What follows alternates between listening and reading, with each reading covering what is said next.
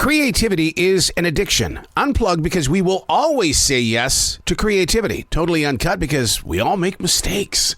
So let's turn it into a tool. This is Arroe Unplugged. Hey, it's Arroe. This is vocal defrag. Vocal defragging is giving yourself the opportunity to sit down, take a walk maybe, be alone. Please be alone when you do things like this because you don't need the eyes of others to bring judgment upon your path.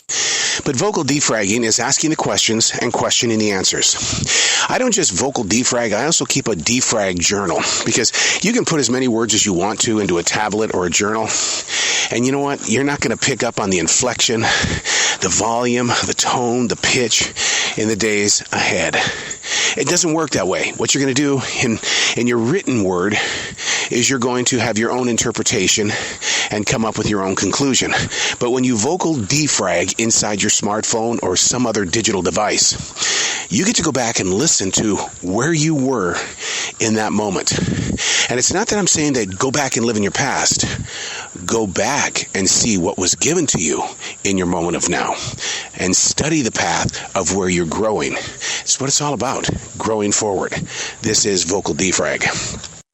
Interesting subject came to me while doing my journal this morning. There was a lot of concentration put on what makes a person unique, all their own.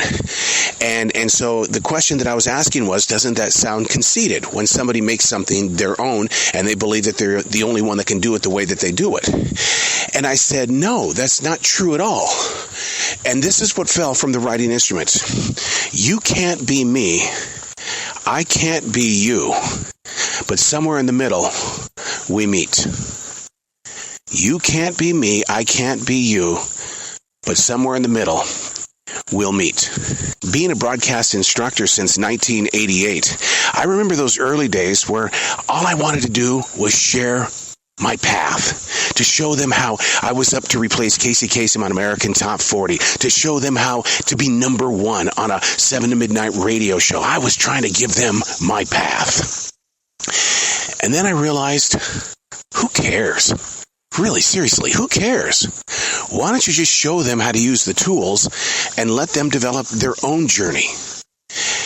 That was a wake-up call for me because, everybody wants to share what might be their legacy. But in reality, who's listening? Who really cares? Because if you go into one of these lectures and you ask them the question of why the hell are you here and who are you? Why do you think you deserve to be in a class to learn about these tools? You can't be me. I can't be you. But somewhere in the middle, we're going to meet. My question for you is, what is it that you're trying to become that makes you unique? Or have you settled in on just being, I'm going to live life. You only live once. I'm not trying to be anybody. I'm just going to be me. Well, even if you're going to be a bump on the log, is there going to be another bump on the log that looks like you, sounds like you, does things like you? I work with hardworking people, and I also work with some very lazy people. I work with people that are so set in their way that if you ask them to do something, they'll look at you and say, yeah, I'll get around to it. I don't want to be that person.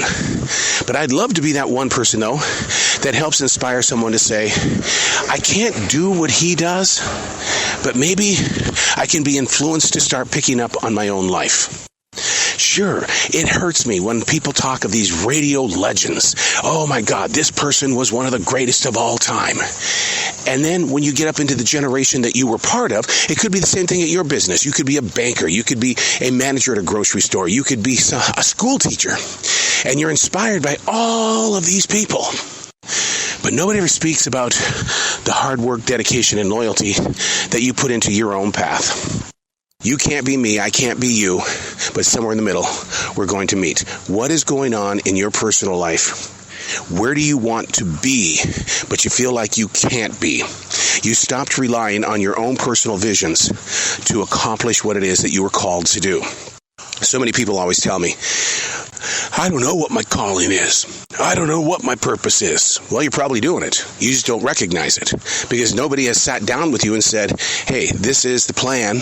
This has been the process. If you were to just accept your journey as it is, then you can start growing. Because once you see the full truth right there in front of you, what have you got next? a step.